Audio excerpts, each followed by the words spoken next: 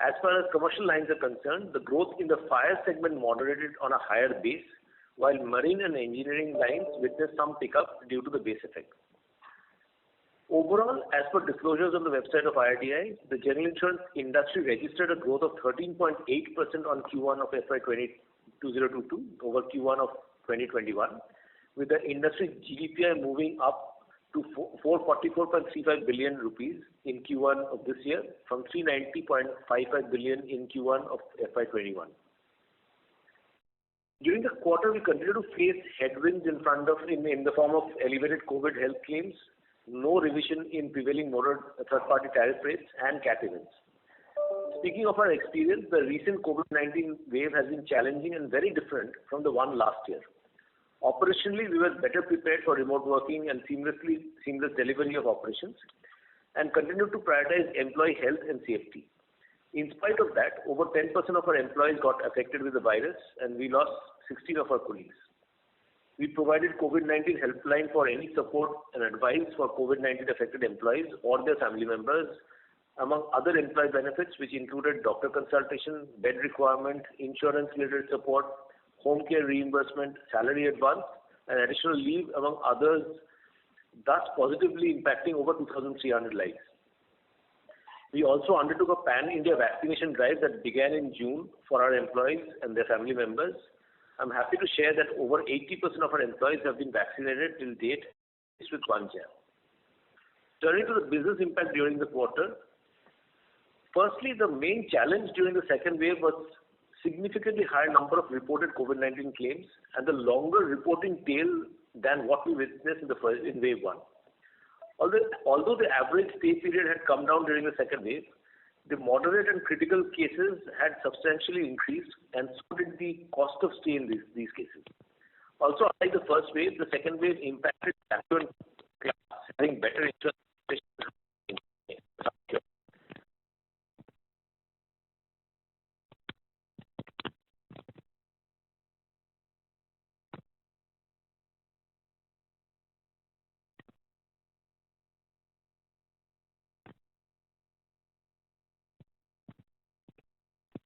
Sorry to interrupt, Mr.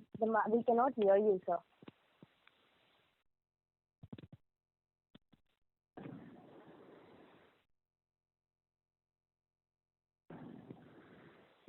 Let me just check.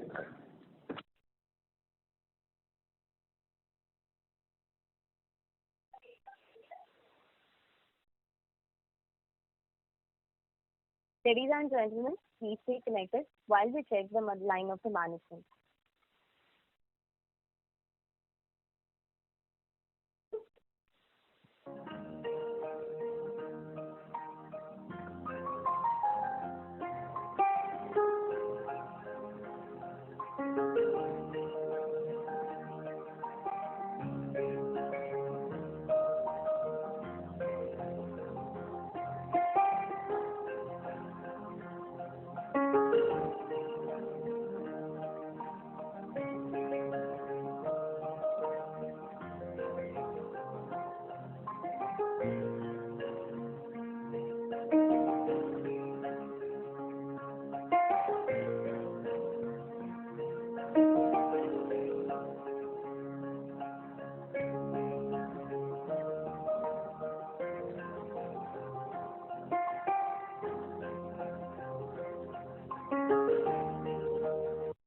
Ladies and gentlemen, thank you for patiently holding. The line of the management is connected back. Thank you, and over to you, sir. Sorry about that. I believe my voice was not coming through clearly. I covered some of the impact that we saw for our employees, and I was talking about the business impact when I think I got disconnected. So I'll turn back to the business impact during this quarter. So the main challenge during the second wave that we saw was significantly higher number of reported COVID-19 claims, overall cases, and the longer reporting tail than what we witnessed in wave 1. Although the average stay period had come down during the second wave, the moderate and critical cases had substantially increased, and so did the cost of stay in these cases. Also, unlike the first wave, the second wave impacted the affluent class having better insurance penetration and higher sum assured. Taking you through the claims pattern for the overall industry, COVID-19 claims reported for quarter one of this year has already crossed 1 million in comparison to 0.98 million cases in the whole of last financial year, of which 4% of the claims were reported with us. Secondly, the claim frequency of elective surgeries during the quarter saw a lower dip in comparison to what we saw last year, although the number of claims continues to remain marginally below the pre-COVID levels. And thirdly, the motor own damage claim frequency had a lower reduction as we had a local lockdowns in some states, unlike a complete nationwide lockdown that we saw during the same period last year. As a result, the benefit that we received on account of motor OD this year was lower in comparison with what we saw last year. And the reserving philosophy for us has remained the same, which is spreading any benefit on account of favorable development over a period, whereas taking any hit due to unfavorable development on an immediate basis. Now, while we were cautious on underwriting group health portfolio during the last quarter, we remain excited about the long-term opportunity in the health insurance segment.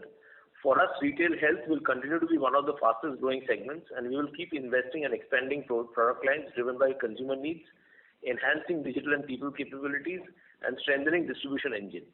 Towards this, we plan to further strengthen our headcount by adding another 1,000 people in the retail health sales force. Now, given the recent adverse experience on loss ratios under the health portfolio due to the second wave of COVID-19, in order to make the book sustainable in the longer run, we have started to increase the average premium per life for a given exposure in the group employer-employee health segment. We have been effecting increase in average premium per life in ranges of 15 to 20% in consultation with the channel partners and clients based on their past claims experience, as well as keeping in mind the COVID-19 pandemic is far from over. Our long-standing investment in technology was accelerated last year, resultantly with over 97.3% of our policies being issued by us for the quarter ended 2022 was in paperless form. Under the SME segment, close to 90% of the business sourcing were through these digital solutions. Our holistic insurance and wellness app, I'll Take Care, that is curated to provide a gamut of healthcare and insurance services, has surpassed 7 lakh downloads. Our objective is to get closer to our customers by providing a unique platform for continuous engagement to help them take care of their health, motor, and other risks. At the outbreak of the second wave, as a socially responsible organization, we took several timely measures in providing support to the community at large. We supplied 1,000 oxygen concentrators across select locations that had witnessed a rapid increase of COVID-19. We partnered with a leading hospital to set up a 58-bed dedicated COVID care center in Newtown, West Bengal. We organized free vaccination drives for the underprivileged citizens in Mumbai. Over 10,000 such vaccinations have been completed as part of this initiative so far, with a plan being to vaccinate a total of 50,000 individuals at the earliest. We are also providing free vaccination and COVID-19 test support to 2,500 senior citizens. While these are small efforts in the larger context, we believe that collectively India Inc. can play a crucial role in mitigating the impact of the pandemic. As we speak, the extent and impact of the third wave, if any, of the pandemic continues to loom. We are only hopeful that we will never have to go through the experience that we had over the last 3 months, not just as a company but as a country. For us at ICICI Lombard, we have built over the years a well-diversified portfolio mix that positions us to uniquely capitalize on the present conditions. We are confident about our ability to grow our business in preferred segments and continue to create long-term value for our shareholders. We continue to maintain strong capital position and strengthen reserves even during the challenging times. I will now request Gopal to take you through the financial numbers for the recently concluded quarter. Thanks, Bhargav, and good evening to each one of you. I will now give you a brief overview of the financial performance of the company for Q1 FY22. We have put up the results presentation on our website. You can access it as we walk you through the performance numbers. Our gross direct premium income of the company stood at rupees 37.33 billion in Q1 FY22 as compared to rupees 33.02 billion in Q1 FY21, a growth of 13%. This was largely in line with the industry growth of 13.8%. Our focus on preferred segments primarily drove our GDPI growth. The fire segment registered GDPI growth of 12.7% in Q1 FY22, thereby catalyzing the GDPI growth of our property and casualty segment. The growth in this segment has normalized consequent to the rate hike that happened in January 2020. As indicated in our results presentation, the overall property and casualty segment grew by 18.6% in Q1 FY22 over Q1 FY21. On the retail side of the business, in the motor segment, we registered a muted growth of 1.9% in Q1 FY22. Individual health indemnity business grew by 20.4% for Q1 FY22. Our SME segment delivered 21.3% growth for Q1 FY22. To harness the potential of this segment, we have been expanding our distribution network to increase penetration in Tier 3 and Tier 4 cities. Our agents, which includes the point of sale, increased to 61,385 as at June 30, 2021, up from 59,545 as on March 31, 2021. The advance premium was rupees 32.11 billion as at June 30, 2021, from 32.06 billion as at March 31, 2021. Combined ratio increased to 121.3% in Q1 FY22 compared to 99.7% in Q1 FY 2021. The combined ratio includes, as per actuarial practice, assumption of thick tail of claims to factor delay in reporting of health claims. The combined ratio includes impact of COVID claims on health book of rupees 6.02 billion, of which 3.84 billion of claims were incurred, and claims incurred but not reported, IBNR provisions, was 2.18 billion rupees in Q1 FY22 as against 0.20 billion in Q1 FY 2021 and rupees 3.39 billion in the whole of FY 2021. The reasons for the combined ratios to be elevated for this quarter are, as Bhargav spoke, significant surge in COVID cases intimated from just about 1,300 cases in Q1 FY 2021 and about 50,000 cases for the whole of FY 2021 to about 46,000 cases just for quarter 1 FY 2022. As mentioned by Bhargav, non-COVID health claims count saw a sharp rise of 111.8% in this quarter 1 FY 2022 as compared to Q1 FY 2021. While we saw some benefit on motor, however, the benefit was lower than what we saw during the same period last year. There was an increase in motor OD claims count by 75% in Q1 FY 2022 as compared with Q1 FY 2021. Cyclone and flood losses increased to 0.38 billion in Q1 FY 22 as compared to 0.35 billion in Q1 FY 2021. Our investment assets rose to rupees 320.75 billion at June 30, 2021 as compared to rupees 308.92 billion at March 31, 2021. Investment leverage net of borrowings was 4.16 times at June 30, 2021 as compared to 4.09 times at March 31, 2021. Investment income increased to rupees 7.23 billion in Q1 FY22 as compared to rupees 4.99 billion in Q1 FY21. Our capital gain was at rupees 2.44 billion in Q1 FY22 as compared to rupees 0.61 billion in Q1 FY21. Our mark-to-market gain on the investment portfolio was at rupees 15.26 billion at June 30, 2021. This number was 14.13 billion at March 31, 2021 and 10.66 billion at June 30, 2020. The company has exercised the call option to redeem the debentures of 4.85 billion in full along with the final interest due, which is post the receipt of the necessary regulatory or statutory approvals on July 28, 2021. The record date for the same was July 12, 2021. Our profit before tax stood at rupees 2.02 billion in Q1 FY22 as compared to rupees 5.31 billion in Q1 FY21, a degrowth of 62.1%. Consequently, profit after tax stood at rupees 1.52 billion in Q1 FY22 as compared to rupees 3.98 billion in Q1 FY21, a degrowth of 61.9%.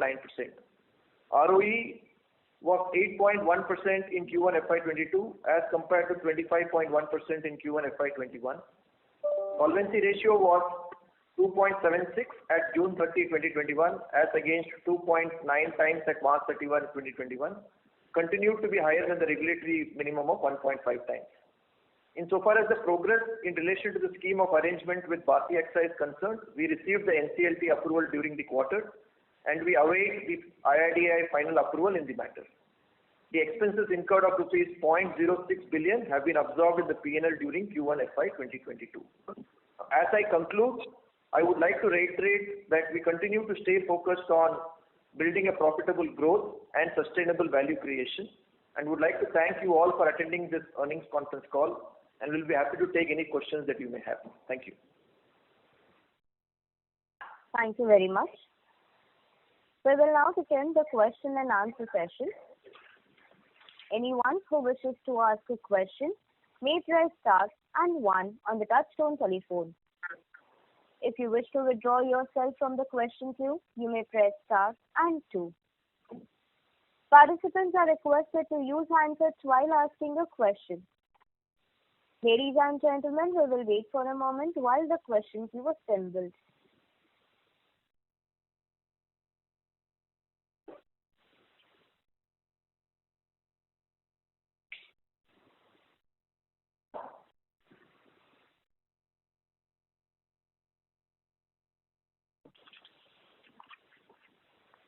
The first question is from the line of Deepika Mundra from JP Morgan. Please go ahead. Hello, good evening, sir. Thanks for taking my question. I hope everyone is well. So just on the IBNR, if I see the results in the P&L, it reflects that the IBNR is up, I think, from 5.4 billion to 11.4 billion. But you mentioned that on the health side, the IBNR is just about 2 billion as part of the 6 billion odd claims. So can you help reconcile that? What is the increase for? And secondly, the 15 to 20% increase in pricing on group health, has that already gone through, or is it expected to go through in the near future? So let me answer the second question first, and a bit of the first, and then I'll ask Gopal to cover the rest.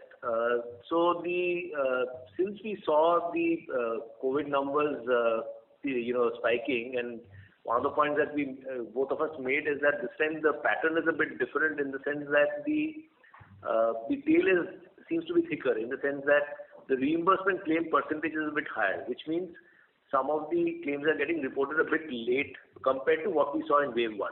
So that has been a bit, and you figured this out in time, right? You cannot anticipate the safe riding. So what we did was, when we were beginning to see these numbers going up, we started recalibrating our pricing, and as we speak, to answer your question, Deepika, yes, the pricing has, whatever we are writing now, in the group health side, we are writing at a higher price. So we have two, three types, different segments. One is, we have, the low, the SME segment, which we keep talking about, right, where we write smaller groups. There, it's a more gradual price increase that we do in any case, and there also we've done a price increase. For large accounts, these numbers are more relevant for the large account. Those price increases are going through, of course, client specific, but that's going through. Coming back to your question on IBNR, the number that Gopal gave was specifically for the COVID impact, which is in a sense related to last quarter, a bit of a one-off. But the overall aggregate numbers are the aggregate IBNR numbers. But I'll ask Gopal to clarify the breakup. Yeah. So Deepika, I think what you're seeing is basically the change in the IBNR over different periods. Now that's obviously a function of payments that would have also happened out of the IBNR reserves that you create. And hence, to that extent, when you compare between periods, you may not really be able to get a like-to-like comparison. Let's say, for example, whatever IBNR that you would have reserved in, let's say, Q1 last year, a lot of it would have already kind of maybe got settled during this last 12-month period. And incremental IBNR, what we create, not just for health, while we put out the numbers specifically in the context of health, as a part of the same LODR reporting that you're referring to, there is also information that is available with respect to the outstanding IBNR that is existing for each of the segments. So what you see as a change in IBNR is purely a position between periods that can undergo a change basis the actual claim payment that happens across different segments. a better outcome would be to maybe look at more maybe the loss ratio numbers between different segments, which comprises of both IBNR plus the claims that has got paid during the respective periods. And on that basis, if you would have seen, I think as a part of the investor presentation, which we have put out segment by segment, what is the change that we have seen insofar as the overall loss ratio movements are concerned. Okay. Understood. Just a follow-up to that, just on growing the health business, both in group and in retail, how thinking about it in context of a potential? But we cannot hear you. We couldn't hear you. Can you hear me now? Better. Yeah, better. Okay. So I just wanted to understand the thought process on growing the health business in the context of a potential, third wave, if any. And secondly, would the reserves be accounting for future losses, the ones which are just beyond this IBNR also? Yeah. So, again, your second question first.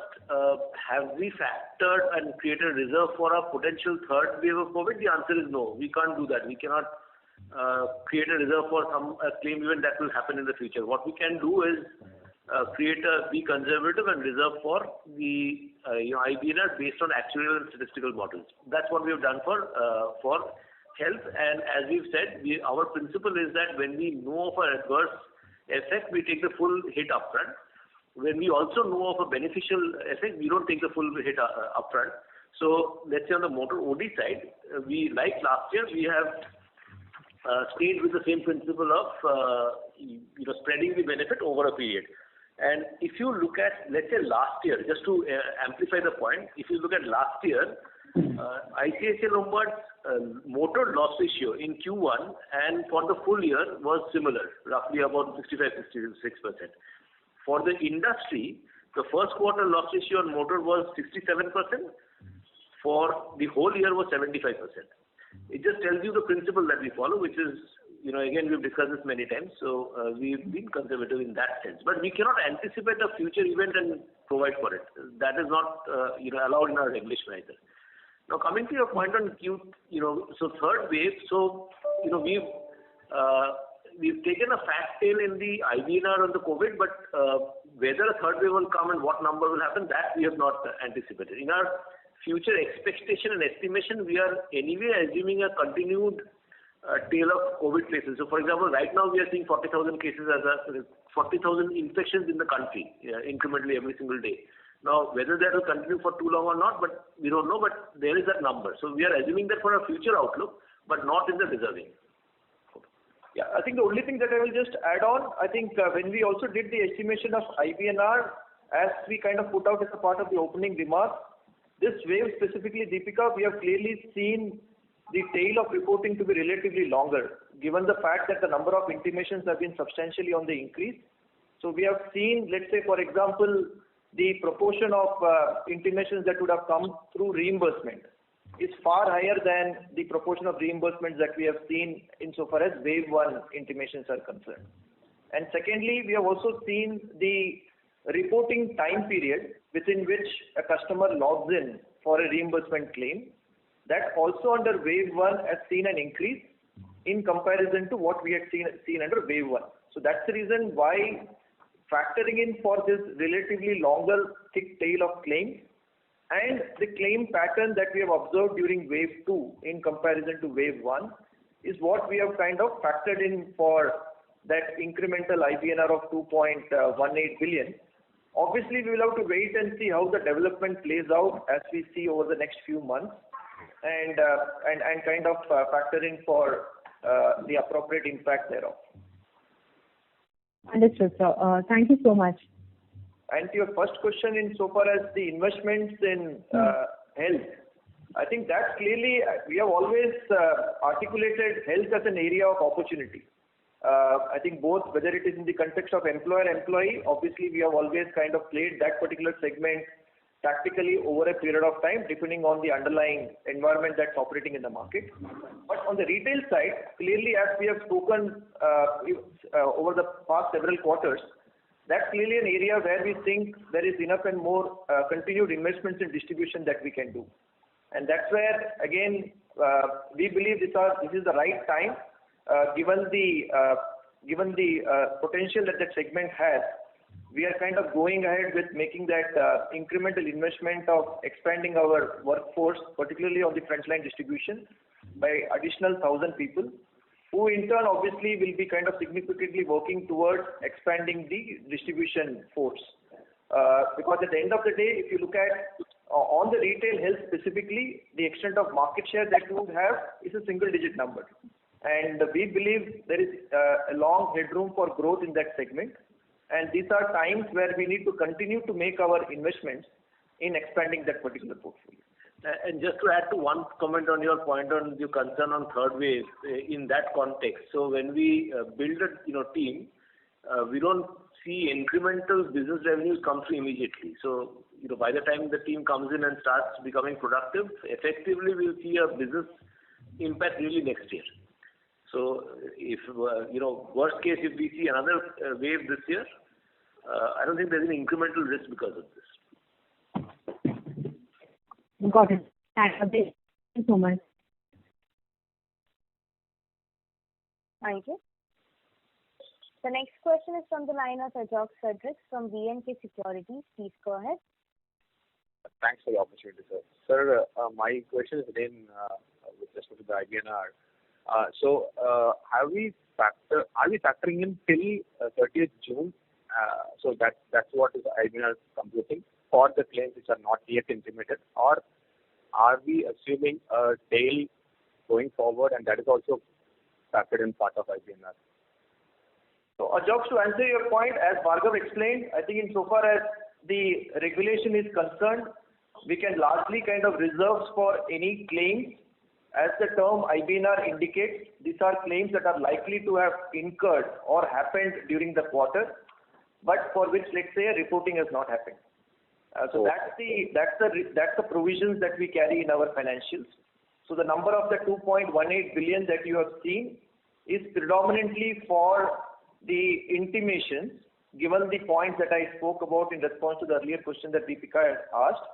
It is to kind of factor in for any likely delay in intimations, which are expected to happen in the months of, let's say, July, August, or September, or maybe even thereafter, for likely admissions or claims that would have happened in quarter one. Okay. So these claims the cases have already happened in 1Q, and for that you are okay. Got it, sir. So now coming to the second part of that question, which is like you said, going forward it's difficult to estimate and so on and so forth. But you might have done some back of the envelope computations to be prepared for it. Like what is the sense you are getting? Just for me, I'm getting a sense like around 200 to 50 odd crores is yet to come in. Of course, a very good computation. But have you done any internal math, and can you reveal from that angle?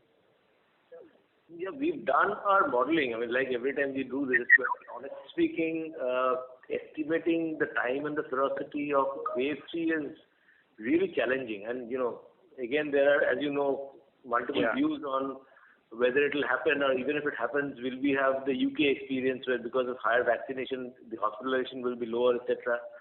These are, really, you can throw up multiple numbers making with the small tweaks in the assumption on the wave 3. So, I was not talking about the current sales, sir. Like Gopal was telling 40,000, you were telling 40,000 cases per day. So the we might have. As Gopal explained, what we've seen is because there has been slightly more higher proportion of reimbursement claims, and there is some amount of delay.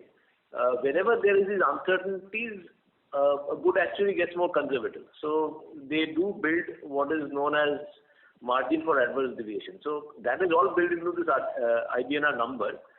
Now, in reality, if the numbers prove to be lower than what we do, that will come through and get released. But as of now, we believe that's an appropriate result. All right, sir. All right. Sir, and on the price hike front, any thought process on the retail side, and are we expected to go slow given the current scenario, probably as a tactical call, on the retail side? So tactically, we have been kind of, we take the tactical calls in, more the group portfolios. That's why I made that point in the beginning that we've been a bit cautious because we were beginning to, see this towards the end of last year, early this, beginning of the quarter. But in retail, we believe that it is important for us to stay invested in a distribution and a channel. This is insurance, right? There will be a quarter where maybe a big cat event will happen. I mean, pandemic is something that doesn't happen in every other day, but when it happens, it happens. But we have to stay invested in building the distribution and stay, with that strategy. Having said that, we were a bit more cautious about adding the headcount that we've added now. Simply because we've seen, 2 waves, maybe another wave 3 will happen, and thereafter, at least we are hoping that things will stabilize a bit. So this investment will start, delivering, top line growth really from next year onwards. So that, if you can call it a tactical call, that's a tactical call. But otherwise, we want to stay invested in the health side, in the retail health side. Got it, sir. I'll join back in the future. Thank you. Thanks for that explanation. Thanks, Ajay. Thank you. Ladies and gentlemen, in order to ensure that the management is able to address questions from all participants, please limit your question to 2 per participant. If you have a follow-up question, you may rejoin the queue. The next question is from the line of Prateek Poddar from Nippon India Mutual Fund. Please go ahead. Yeah, hi, sir. Sir, I just wanted to understand this 218 crores. If you can just give us some flavor as to how do we project this? And, just taking this forward, look, we have 40,000 cases every day. You had a 4% market share, as you talked about in your opening comments. Does that mean that 1,600 cases a day is something which is theoretically our size of claims, which might come to us in the worst case, and that can easily get absorbed going forward? Is that the way to think about it? That's question number 1. And second is, sir, if you have taken a 20% price hike as mentioned in your PPT, then does that mean that from a volume growth perspective, health has seen a 20% volume degrowth on a YOY basis? And lastly, sir, motor growth has been quite slow this quarter, but despite you mentioning that there was only a partial lockdown. So I didn't understand why was that so. Yeah, so those are the 3 questions. Thanks, Prateek. So let me try to, clarify the first, answer the first question and clarify this piece, as well as I can. So let's look at data, right? So if you look at, as a nation in the country, for the whole year, there was roughly about 12 million COVID claims. This first quarter, as a nation, there was 18 million COVID claims. COVID cases. Let me clarify. 12 million COVID cases. Yeah. First quarter, India saw 18 million COVID cases. Okay. The total industry claims, so all of them, just to explain that 40,000 doesn't mean, everyone will claim.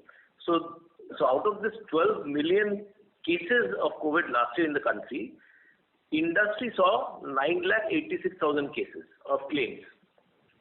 Okay. Okay. Now in Q1, the industry saw 1,051,000 claims. Okay.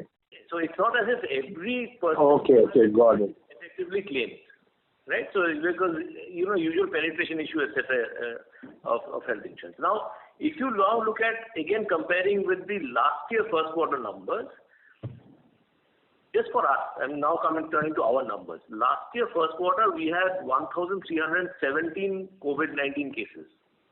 First quarter last year. This year first quarter we have 46,136 cases. Almost more than 30 times, about 35 times, right?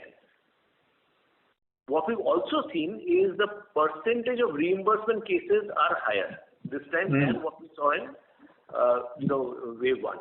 Now, the percentage of reimbursement we can't predict at the beginning of the wave because we are just seeing the cashless claims, right?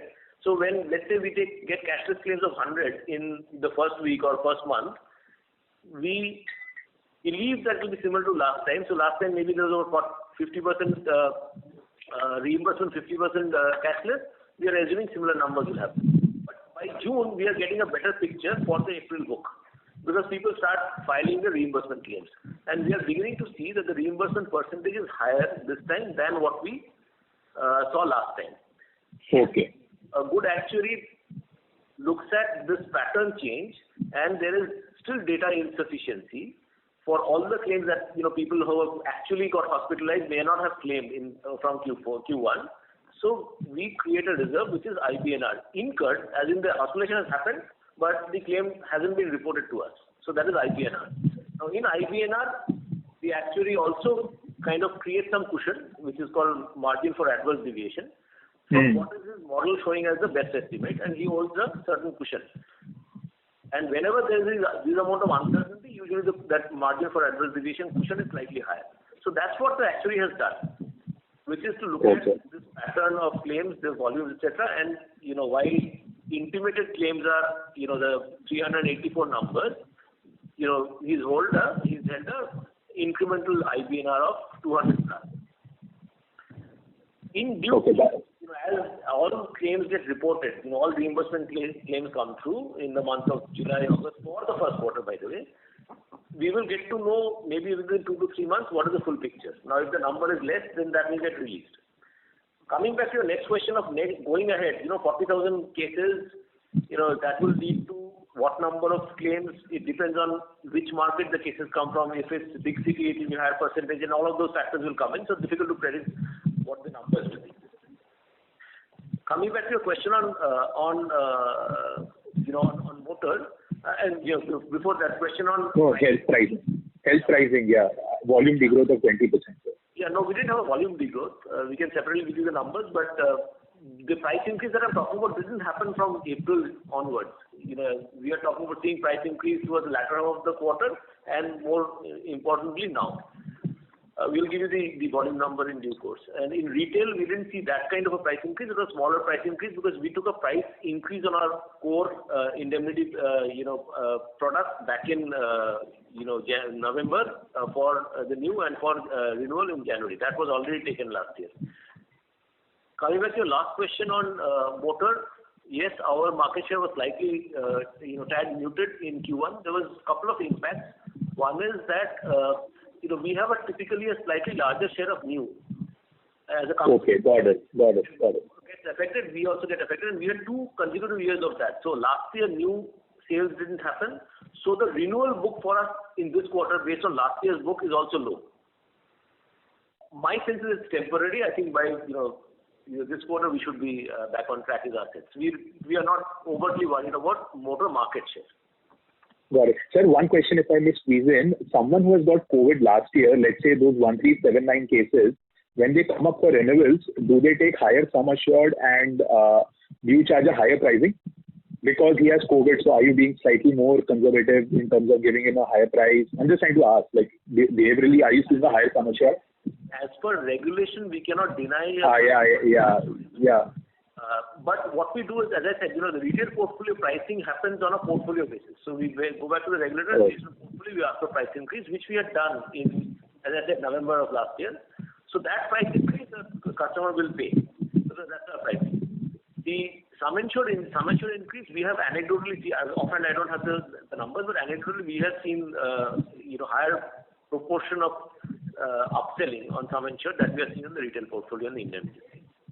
But if you want separately, we can give you that number.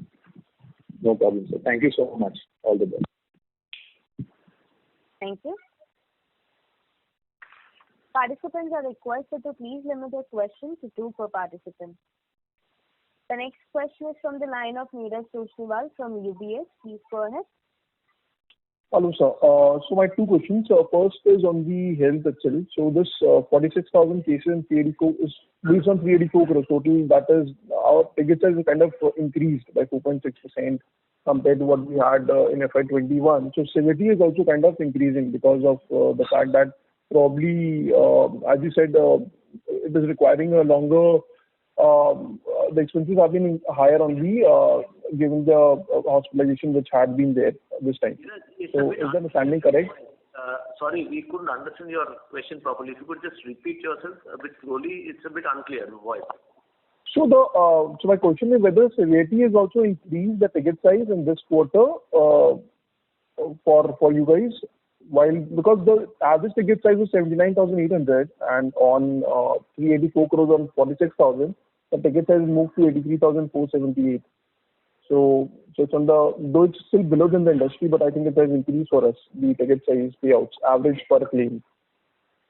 No, so Neeraj, I think on claim severity, as we explained, definitely even as a part of our opening remarks, what we had indicated was compared to wave 1, the proportion of cases that we have seen on the wave 2 with respect to, let's say, mild or critical cases, that has definitely seen an increase. So that by itself kind of moderate and critical cases has clearly seen an increase compared to wave 1. So that by itself kind of increases the overall average claim size. So that's one.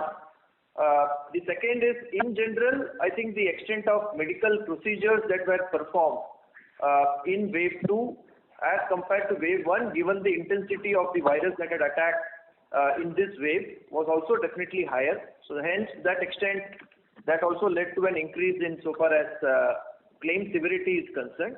To some extent, the reason why you see more or less a balanced number is primarily because, as we also mentioned, the extent of the length of stay that we have seen during this particular wave 2 as compared to wave 1 has seen some kind of a reduction in the number of days. So in that sense, it's a balanced outcome insofar as ACS is what we have seen.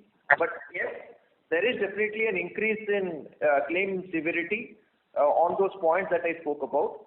And the extent of severity again has varied between geographies. I mean, for example, if you look at some of the metro cities, as we know, Delhi, Karnataka, Mumbai, Tamil Nadu, I think clearly these were four geographies where we had also seen a significant increase in number of intimations. And there the extent of billings that we have seen insofar as average claim sizes are concerned, that was definitely on an increase. But on balance, I think when you look at the overall book, I think given a combination of what I spoke, the average claim size seems to be more or less on the similar lines as what we had experienced in the whole of, in comparison to wave 1. But definitely we have seen instances of increase in claim severity. Got it. And the second question is the motor. We started taking small price increases. What is the current scenario? Can you help with us on that? I mean, how is the price increase happening around? So Neeraj, the market remains competitive. And I think the market has seen, like last time, some amount of benefit because of the temporary lockdowns that some states did in this phase. So, some of these are a bit sticky. So we have not seen the market shift in line with what we expected. Our sense is that it will take a bit of time, but it has to happen because the OD side is, I think extremely competitive right now. Okay, that is helpful. Thank you. That's my question. Thanks, Neeraj. Thank you. The next question is from the line of Madhukar Ladha from Elara Capital. Please go ahead. Hi, evening, and thank you for taking my question. So I wanted to understand that given the current number of cases, let's say 40,000 a day, and your modeling for the next 9 months, July onwards, what sort of loss ratio in health one can expect? Let's say if the current situation stays the way it is, then what would be sort of the new normal, or does that move significantly from what we used to see, let's say in the previous year? Yeah. So honestly, again, as I said, it's very, very difficult to predict the virology and the timing and the extent of the wave. So I will not comment on that. But because we're not even assuming that in the base situation at this point in time, that can be something that we will have to watch for. But in a BAU basis, on a base case basis, also there is a bit of increase in ACS, that average claim size that we are seeing, the claim severity that we are seeing for even non-COVID cases. Fundamentally, because what has happened in the hospitals is that there is some amount of increase in treatment costs because of maybe consumable charges, the PPE kits that they use, some other, extra tests, etc., that is happening. So there is a slight increase in the ACS for even non-COVID. So, keeping COVID aside, which is very difficult to predict, even non-COVID, we are seeing some increase, which is why we feel it's appropriate to go for a price increase on the particular group health side. And, hopefully the retail increase that we've taken should address our objectives on the balance of the loss ratio. But I think there will be a slight shift up in the overall loss ratio for health book, even apart from the one-off COVID impact that we've seen in Q1. Exact quantification difficult to tell you, but we are expecting some increase. Understood. So, and there were a lot of numbers mentioned. I may have missed something, or I don't know whether that's already there in the presentation. But what was the number? That 46,000 number is what we got in 1Q FY22, and what was the number for the full year? So last year, first quarter, so you're right, 46,136 was the number of claims that got intimated for COVID in first quarter of this year. Last whole year, for us, it was 49,266. Last year, first quarter, the corresponding quarter, the number was 1,317. Thank you. All the best. Thanks for the question. Thank you. The next question is from the line of Nidesh Singh from Investec. Please go ahead. Thanks for the opportunity, sir. If I look at the COVID claims impact in this quarter is around 600 odd crores. If I just add that to PBT, that becomes a very large number. So what is the benefit we probably have got on the non-COVID claims in the health vertical? I'm just trying to understand what could be the normalized profitability had COVID not been there. So if you look at Nidesh, again, as a part of the opening remarks, what we had indicated was, unlike wave 1, where we had actually seen reduction in non-COVID health intimations, for example. If you look at wave 2, which is for the current quarter, the extent of non-COVID health intimations are at almost 90% of the levels of, let's say, a business as usual quarter. Which is something, in the normal course, you would have expected that whenever the COVID cases is at its peak, you would have expected, let's say, the non-COVID health intimations to have actually seen a reasonable decline in intimations. But that's not something that we have seen in this particular quarter. So hence, so far as non-COVID health benefit, as I said, because it's pretty much back to almost 90% of intimations to a BAU quarter, we have not seen any significant benefit insofar as reduction in claims is concerned. So that's so far as the health picture is concerned. On the motor side, since you're talking specifically about benefits, on motor, again, the picture is pretty much similar. A better comparison is maybe quarter 1 of last year. Quarter 2 comparison may not be relevant, at least for motor, because in quarter 2 last year, we had more or less seen the economic activities kind of opening up, and claim intimations on motor were pretty much back to normal. So hence, the better comparison will be to look at it from a quarter 1 of last year, where there was a complete lockdown. Now, at that point of time, the number of intimations that we had seen on motor own damage claims, that number was roughly at about 37% of, let's say, a normal business as usual quarter, around that 37% level. Whereas, if you look at the quarter 1 of the current year, the trend line is similar to what I spoke on non-COVID health, wherein we have not necessarily seen as much of a decline in intimations. In fact, we have seen an increase of almost about 75% increase in number of claims. Or if I were to put the other way around, we have almost seen about 65 to 68% of intimations in this particular quarter in comparison to a normal business as usual quarter. So again, we have not seen as much of a benefit in motor own damage claims as well in comparison to the last quarter 1 of FY21.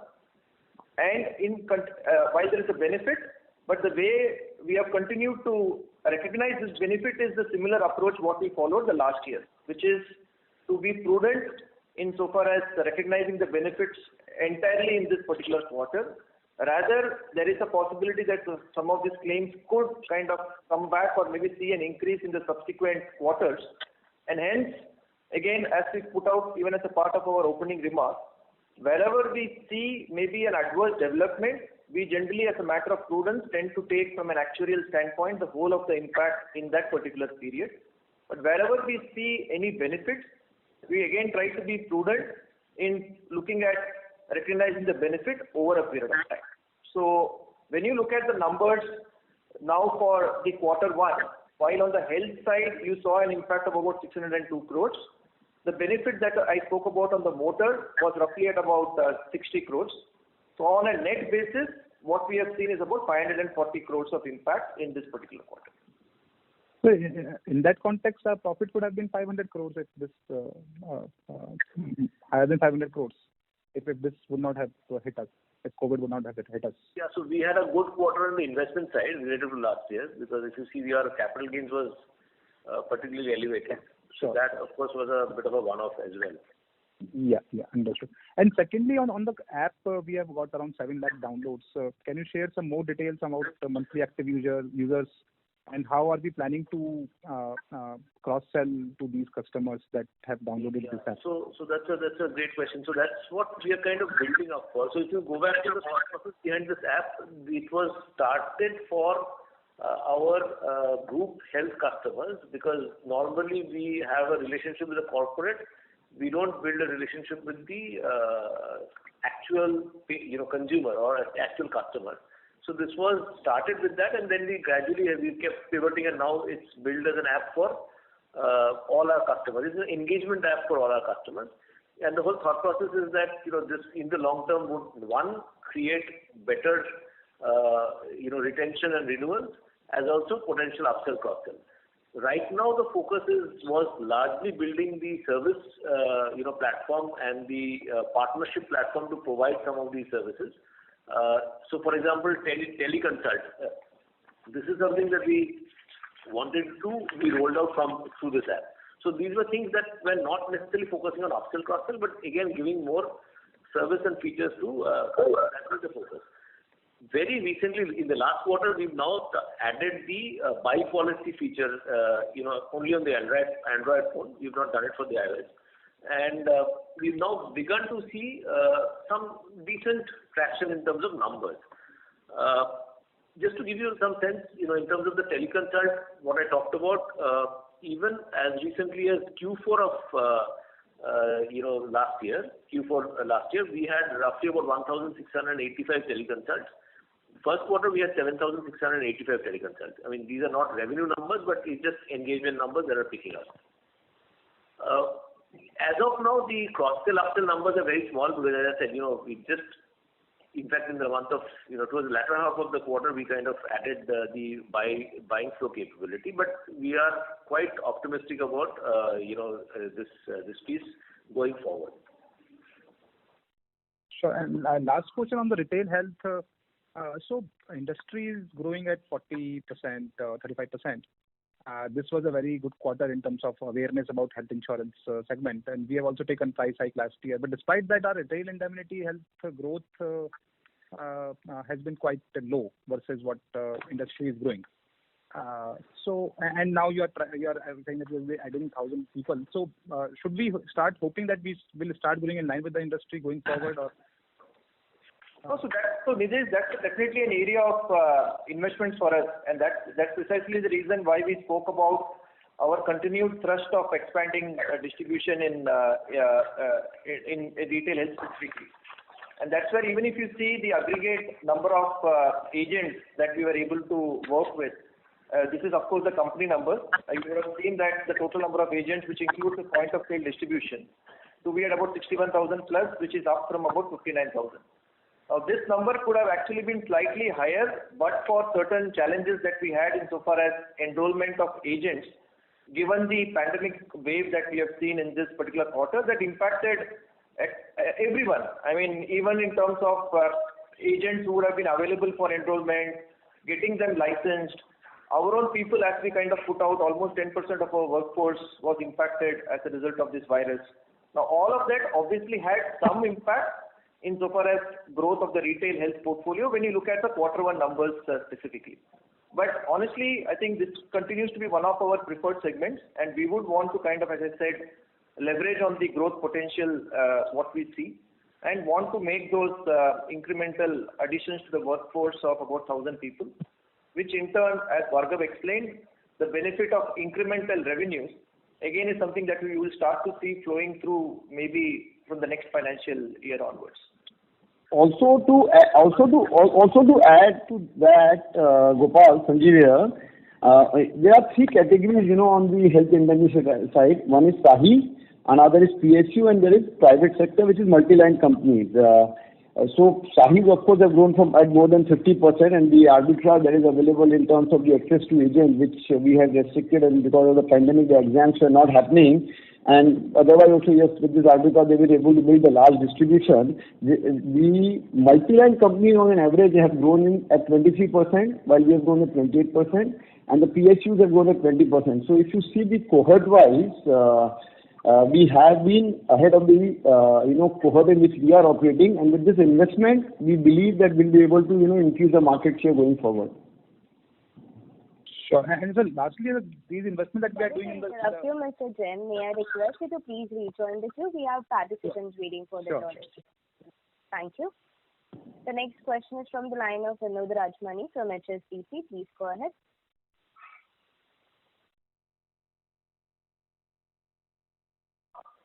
Hello, am I audible? Yes, Vinod, we can hear you. Yeah. So just two questions actually, both related to the health segment. So if I take the IBNR outstanding claims reserve numbers for health and personal accident for March 31st, 2021, and if I take it for the first quarter in the release, not in the investor separate, the P&L below the P&L. So that number I get as I get at 5.786 billion, which is 186,468 minus 128,608. And if I look at the IBNR that you have provided in the results in the presentation, you have said it is 6.02. So Vinod, one, when you're looking at the numbers, again, when you're looking at the outstanding IBNR numbers, as I explained, whatever IBNR numbers that you would see as of 31st of March, some of those would have kind of got settled during the quarter, and hence to that extent that you would have seen a reduction in the IBNR numbers. And incrementally, whatever claims have got reported, again in this particular quarter, that's why we gave the impact of about 602 crores. This is in the context of COVID that I'm talking about. What you are talking about of the IBNR numbers, what you see as a part of the LODR filing, is the IBNR picture for the overall health book, which includes a combination of IBNR for the retail portfolio as well as the employer-employee portfolio as well. Now, at any point of time, when you look at the reserving or let's say claim intimations, as and when the claims get intimated, there is a particular process that we follow insofar as settlement, and on that basis, either the claims will be a part of claims paid, or in the event if there are actual cases that have been intimated yet to be settled, that will be a part of case reserves. And beyond this is where there is an actuarial estimate that happens, which is with respect to IBNR reserves. Now, hence, when you look at the number of the outstanding position, let's say as at 30th of June, it would include maybe certain cases of IBNRs, which is yet to be settled, that's one. And two, for the whole of the health book, whatever IBNR that we have created is forming a part of the outstanding number. So it is not necessarily a like-to-like comparison that you can do in terms of the IBNR outstanding as of 31st March vis-a-vis, let's say, an IBNR outstanding as at 30th of June. Understood. And the second question is, in the first wave, how much of the IBNR provisions were later reversed? Just some rough, percentage as to on the health side, how much of the IBNR provisions that you took in the first during the first wave, how much of that was later reversed? So honestly, I think at this point of time, I think we don't have a specific number around it. But generally, I think we can possibly put this in the context of the full year numbers, not necessarily in the context of wave one. As we had kind of put out for the whole of the year, insofar as our books is concerned, we had an impact of about 3.39 billion, which included all those three components that I spoke about, whether it is claims reserves or whether it is with respect to IBNR. As we see the intimations coming through in this particular quarter, our view is whatever we had reserved for, I think as of now, we have not completely consumed it. But we believe we are kind of quite sufficient to address any intimations that could come in the subsequent period for an IBNR reserve that is outstanding as of 31st of March. If I can just add one more comment, it also depends on which cycle of the tail you close the book. So if you look at last year, the peak was in September. And by March, almost everything was done. So you didn't need too much of an IBNR. Okay, yeah. Because the numbers are very, very low at that point in time. The peak numbers would have all got reported and paid off, etc. Now, in June, it's a different picture altogether. May was a peak and June was pretty bad. So, when there is so much of uncertainty, the margin that you hold for adverse deviation risk is usually higher. Now, will it be released or not? Only time will tell. It's very difficult for us to tell you that, X percentage of that will get released. If we knew that, then we wouldn't have even held it. Understood. I was just trying to get a sense versus the first wave. What was the, in terms of the provisioning that you did, how much of the IBNR got released in the first wave on the health side? Yeah, so that's what I said. Because I think that's what both of us explained. That it depends on when you created the IBNR. Okay. Yeah, thanks for that. Thank you. Thanks. Thank you. The next question is from the line of Suresh Kanpadi from Macquarie. Please go ahead. Yeah, just two quick questions. One is your loss ratio of 150% plus in the health segment. What could be the industry loss ratio if you were to just take a guesstimate? Are you higher, lower than the industry? We wouldn't know that, honestly. We can only tell you the number of claims intimated for the industry, for which there's a public data. Okay. So that's okay. Yeah, okay. And last question on this, this reserving thing. So there is no way that you can make any contingency reserve in the sense that in case you are going to see some abnormal behavior in the month of July, August, because your cutoff is 30th of June. So IBNR, all reserving is done as on 30th of June based on your estimation of what could be the incurred but not reported and stuff. But then at the end of the day, if there is an abnormal pattern of claims in the month of July, August, September relative to the history, the regulator or the accounting standards don't allow you to make any contingency reserve. Have I got this correct? BDG and Suresh, if you look at, because the financials are prepared as of 30th of June, and one is expected to factor in for all actions that have taken place for the quarter to be accounted for in this particular period. So that's the reason why we also build that element of IBNR. In the normal course, one would have argued to say that I would take only claims that have been paid in the period, or maybe for the matter of fact claims that have actually been intimated and reserved for on a case-to-case basis. But over and above that, what the accounting standards and the actuarial principles require is to kind of estimate for the period for which the financials are drawn up, also determine an element of claims that presumably has happened in that quarter, which in our case is quarter one for this particular period. And however, there is a possibility that the customer could end up intimating the claim in the subsequent months. The subsequent intimations, or let's say a loss admission or a claim that has happened for a customer, let's say in the month of July or August or September, that will be recognized as a part of Q2 financials. Okay. Pretty clear. Thank you so much. Thanks, Suresh.